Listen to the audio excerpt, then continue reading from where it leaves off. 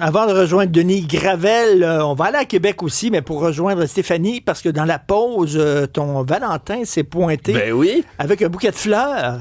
Stéphanie? Non, mais à quel point je suis chanceuse. Mais mon chum a toujours été très bon sur les fleurs là, depuis notre rencontre, donc je suis très, très choyée.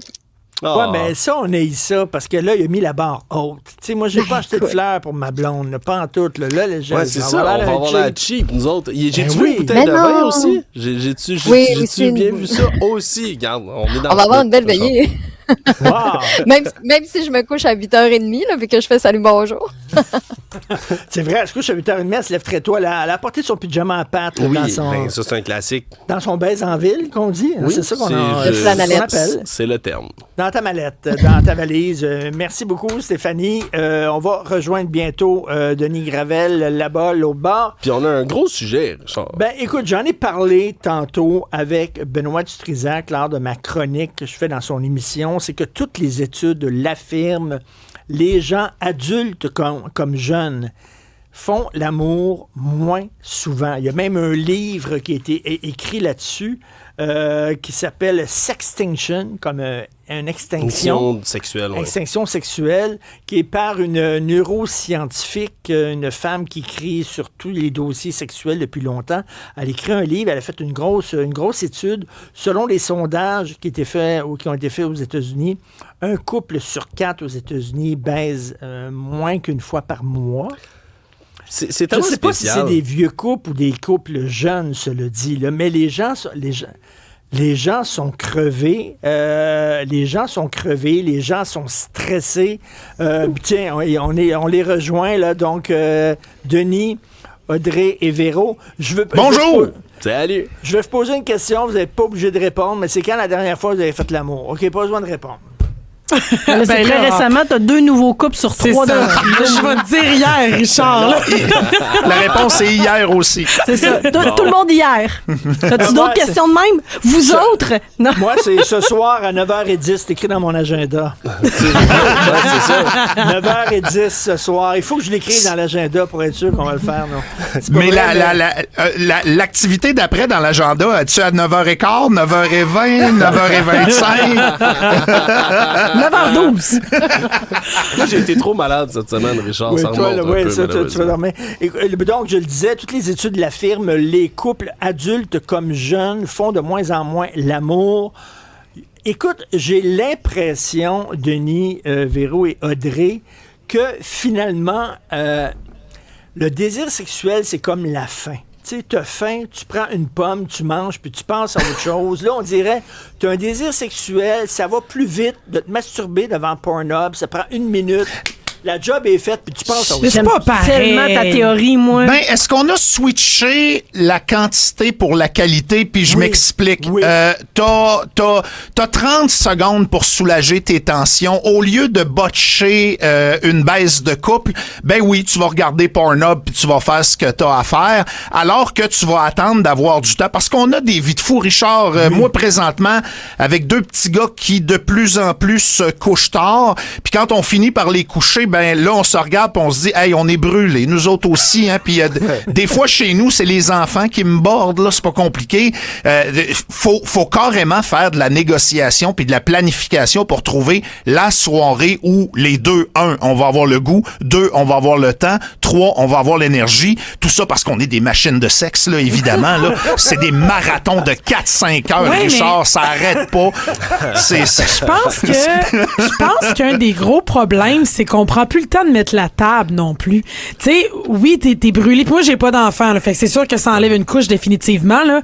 Je comprends que t'es brûlé, mais je pense que si tu commences à te teaser un peu plus tôt dans la journée, à mettre la table pour éventuellement une belle soirée, le goût, il vient d'un peu avant 20h le soir. Tu sais, je pense que c'est quand t'es pas mindé que tout d'un coup, c'est plus plate, ça te tente pas. Mais tu sais, se teaser d'un couple, quand tu dis, hey, à soir, je vais filer horny. Hey, en passant, le petit, l'école vient d'appeler, là, il a tapé sur un autre ami, puis oublie pas le Cheese Whiz à l'épicerie. C'est dur de...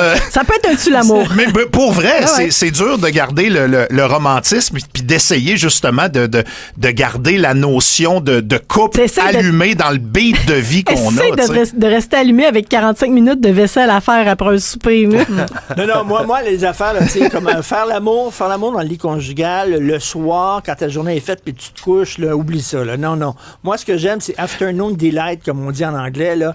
L'après-midi, quelque chose comme ça. Pas le avant soir, ton show. quand tu te couches, là. Pendant mon show. dans une pause. Pause aux toilettes.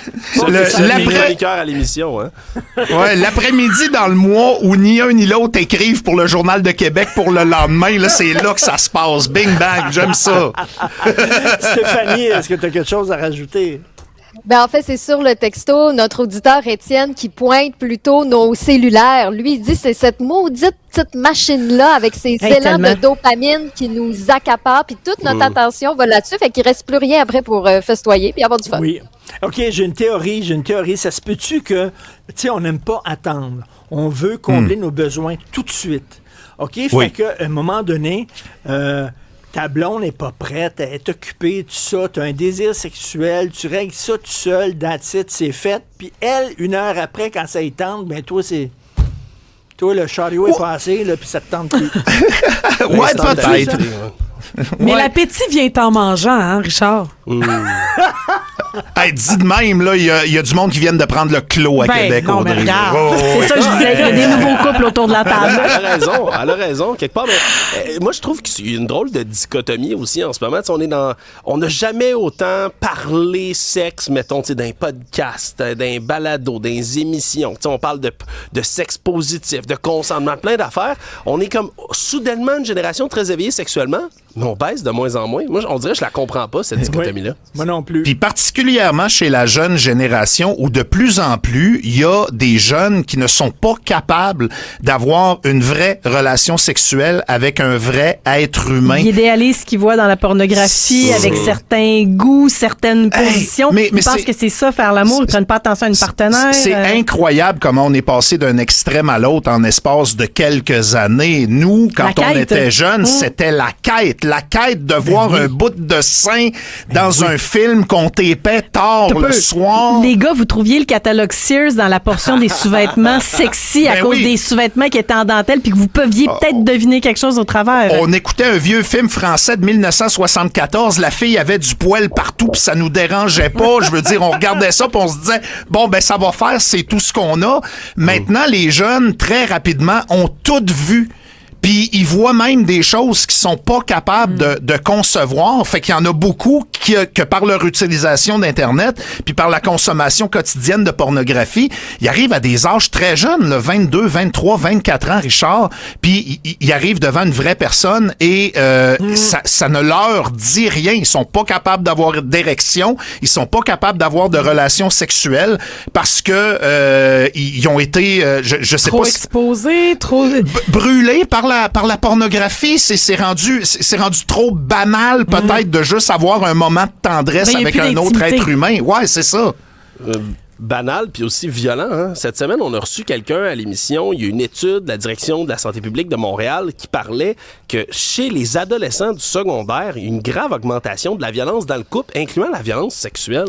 Puis, je m'excuse, mais dans le porno, il y en a beaucoup de ces comportements-là qui sont agressifs, violents. Tu dis, OK, ça doit être consentement, c'est des acteurs. Mais est-ce que les jeunes savent ça? T'sais? Et puis le problème... Et je reviens à ce que Denis disait tantôt concernant l'imagination, tu sais. Avant, tu avais hâte de faire l'amour avec ta blonde parce que c'était là où tu pouvais voir des fesses puis voir des seins puis tout ça. Maintenant, ben t'as ça, tu peux en voir n'importe quand, n'importe où. Tu sais, c'est comme, il n'y a plus rien là. C'est drôle, hein, parce que j'ai l'impression que nous autres, quand on était jeunes, nos premières relations sexuelles, parce qu'on n'avait rien vu, on savait pas quoi faire. Maintenant, parce qu'on a tout vu, on sait pas plus quoi faire. Oui, on a moins envie, c'était deep, ça, hein, gang? Alors, j'en parlais tantôt, selon une étude qui a été faite aux États-Unis, un couple sur 4 font l'amour moins d'une fois par mois. Eh, mon Dieu Seigneur, c'est pas gros, hein? Par mois.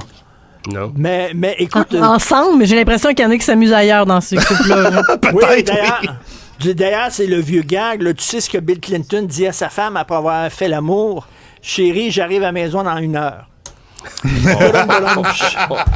C'est très bon. C'est très bon. Mais c'est quand même assez triste. Écoute, il y a des études qui le disent, puis peut-être qu'on est effectivement... on est bombardé d'images de cul tout le temps, régulièrement, et comme ça a perdu de sa magie. On fait quoi à partir de là? Des intox? Mais allez ailleurs. Regarde bien.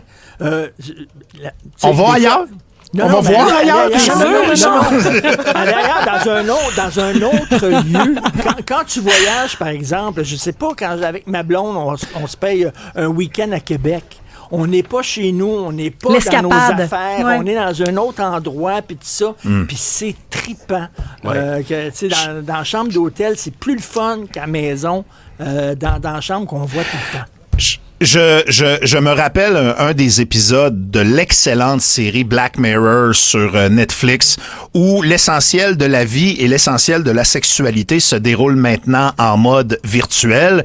Puis je me souviens qu'avec une petite puce, t'es capable d'aller vivre dans un jeu vidéo et il y a un gars qui game le soir dans un jeu vidéo de combat et finalement, le combat vire en joute sexuelle avec une jolie combattante et tout ça dans un univers virtuel. Et à un moment donné, le gars réalise que finalement, le soir, virtuellement, il y a du sexe avec son meilleur chum de gars qui incarne le personnage virtuel de la combattante. Puis moi, cet épisode-là m'a vraiment frappé parce que je me dis, on est peut-être pas loin de ça. Et on voit là la lassitude s'installer, tu sais, la banalité sexuelle juste d'un rapport charnel entre deux êtres vivants. Il y a des gens qui sont blasés de ça. Il y a des gens à qui ça ne dit plus rien, même des gens qui sont en couple. Moi, je pense qu'on n'est pas loin de bien des gens qui vont vivre leur sexualité de façon virtuelle, de façon dans des univers qui n'existent pas, avec du monde qui n'existe pas. Tu sais, déjà, l'intelligence artificielle sert de blonde ou de petits copains à bien des gens à travers la planète, là, des jeunes et des adultes, là. Puis, tu sais, dire à ta partenaire aussi, on va se laisser là-dessus, mais tu sais, ce que tu veux vraiment, tu sais, ça te tente-tu de faire ça, puis tout ça, c'est compliqué d'être en relation avec quelqu'un. Fait que c'est plus facile avec un avatar. Mais il faut se parler. T'sais, l'avatar fait ce que tu veux qu'il te fasse. Oui, puis c'est pour ça aussi que c'est rendu difficile et que c'est rendu compliqué, alors que le langage de l'amour, c'est justement d'apprendre à se connaître, de voir s'il y a une chimie, peut-être d'explorer des choses avec lesquelles tu es moins à l'aise. Mais quand tu prends le téléphone, si tu décides que tu veux juste voir des nains nus en position 69, il y a des sites pour ça, je veux dire. C'est sûr qu'après ça, quand tu reviens dans la réalité... c'est peut-être un peu différent. C'est peut-être un peu plus drabe, mettons. Alors, merci beaucoup. Passez à moi à 9h10 ce soir. Là. Oui, on va te texter, Richard. Bon week-end de Saint-Valentin. Salut. Bye-bye. Salut.